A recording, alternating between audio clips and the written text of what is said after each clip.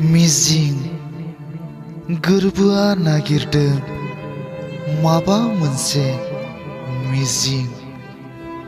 मिजिंनि आन्दोआव थाखुमाना थायो गोबां सिमां, नाथाय बुखारजायो माब्लाबा गासै सुजुनाय सिमांफोरा गोसो गोरबोनिफ्राय। हांमाल' थासै आगानसे आगान दावगानो हायैयाव,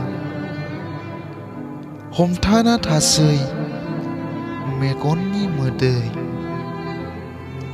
समानो खाबु होआसै जेब्ला गासै गोसो सिंनि आन्दोआव थाखुमाना थानाय मिजिंथिखौ जाफुंहोनो। दिनै लासै लासै गासिबो मिजिंखौ आं खोमोरनो गोनां जाबाय। मिजिं थायो दुब्रि हाग्राहाबो बिखौ नाथाय सोर मोनथिनो। बिनि गाबनाय, बिनि दुखु दाहाखौ सिबाय फोरमायना लानो हायैनि थाखाय बिहाबो दुखु थागोन। राव होनो हाब्ला आं खोनासंगौमोन नोंनि गोरबोनि रावफोरखौ।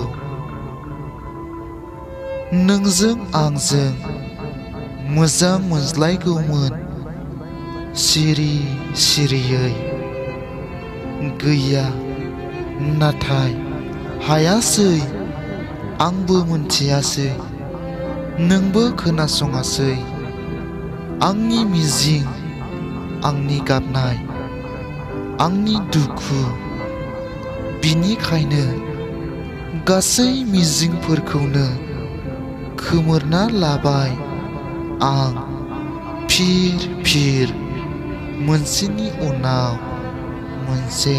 खन्थाइ मुलुगखौ मोजां मोनग्रा आंनि आंगो लोगो नोंथांमोन, बे खन्थाइ आवरायनायनि सायाव माबाफोर गोरोन्थि नुदोंब्ला आसि दिन्थिनानै कमेन्टआव खोन्थाहर, आरो मोजां मोनदोंब्ला आंनि इउटिउब चेनेलखौ साबस्क्राइब खालाम, लाइक खालाम, शेयार खालाम, आरो लोगोसे साखाथिनि बेल आइकनखौबो थुनानै होनो दाबाव, जाहाथे आंनि गोदान खन्थाइ आवरायनानै आपल'ड खालामनायखौ नोंथांमोना बयनिख्रुइबो सिगां मोनहैनाय बादि।